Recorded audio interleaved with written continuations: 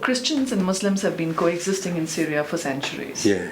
Has there been something that has inspired you from the spirit of this coexistence of Muslims and Christians that has helped you in the work of dialogue that you have been doing in the past years?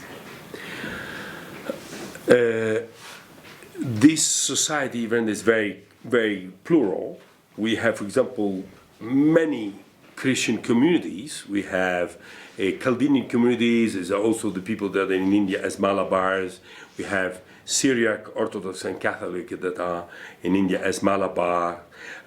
We have Byzantine speaking Arabic.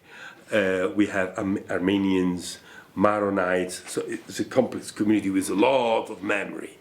And Muslims are also plural, and Sunni and Shiites and Alawites and Ismailis and Druze, and it's a complex society.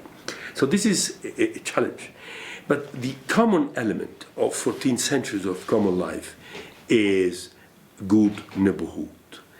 These people, Syria looks like having a practice, a culture, civilization of good neighborhood in civilizational, cultural, the religious, symbolic pluralism from, I would say, 5,000 years ago, before Islam and before Christianity and before the Bible. Because Syria is a big highway of the beginning of the civilization, being the highway between the three valleys, the Hindu Valley, the Mesopotamia Valley, and the Nile Egyptian Valley. And this will create from Syria the starting point for the other enormous civilization valley that we can call it the Mediterranean Valley. In Syria now, it is a time of division, violence and suffering. When we were there in November 2010 and in August 2011, we recorded many stories of cooperation and development. Nowadays, only sad and violent stories are narrated about this wonderful country.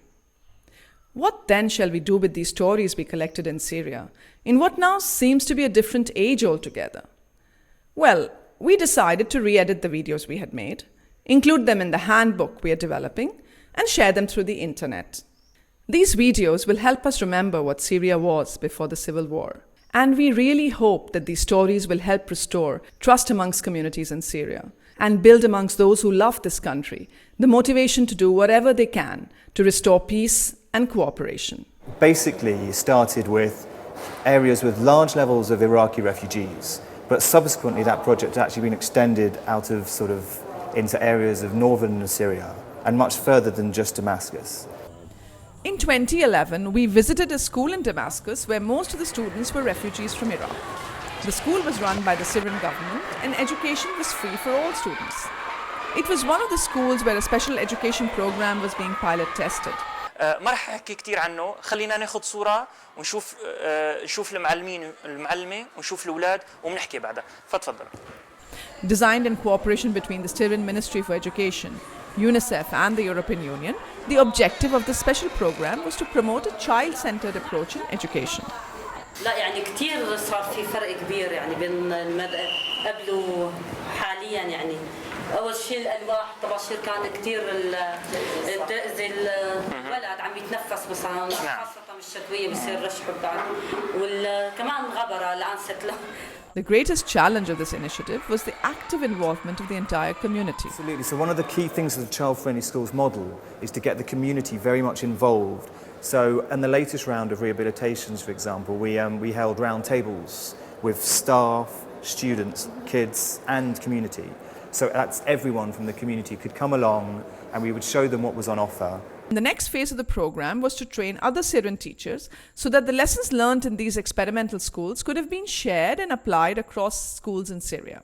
انه هي نموذج لمدارس كثير من ضمن المدارس اللي عم نشتغل فيها بمحافظات اخرى ان كان بالحسكه او بدير الزور او بحمص حتى بدمشق بريف دمشق وبالقنيطره. I mean, I think Syria unfortunately has suffered from very bad stereotypes in the past, and I think those are being broken down. And the influence of the EU and UNICEF working with them, working alongside the Ministry of Education, who might have been seen back in the day as a very hard organisation to crack. but they've been absolutely supportive of what we've done, and they've taken on a lot of sort of the real significant changes in teaching technique, and they've taken these on board. So yeah, it's broken down stereotypes, even on a day-to-day basis with us walking into schools, which has been a very rare thing in Syria, and interacting with children, and so it's definitely broken down stereotypes.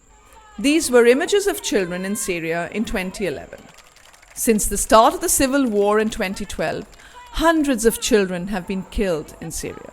Thousands have been displaced, and hundreds of thousands have had their relatives killed, wounded, arrested, deported. And these numbers are increasing every day. Perhaps it should be compulsory for decision makers, before they take on any form of leadership, to first be school teachers. Perhaps only then would they acquire that humaneness that is needed for being authentic and trusted community leaders. Because liberation is always a blossoming of enabled personalities. Instead, imposition of whatsoever value and norm does not liberate anyone, and violence brutalizes the souls of all.